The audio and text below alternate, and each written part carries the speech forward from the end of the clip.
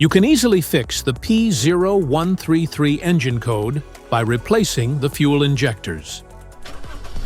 This means that the oxygen sensor bank 1, sensor 1 is responding too slowly to changes in the engine's air-fuel ratio, causing the engine's computer PCM to receive signals later than expected.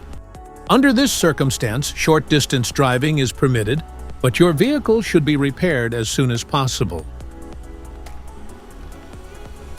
Fuel injectors. The fuel injectors are mounted in the intake manifold so that they spray fuel directly at the intake valves.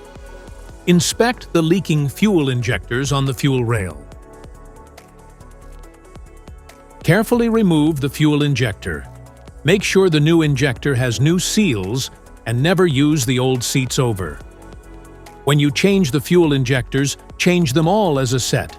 Otherwise, the engine will run unevenly.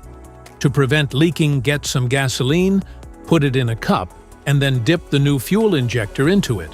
So the seals may get wet with gasoline, and it will go in and won't leak. After all, just slide all the new fuel injectors in.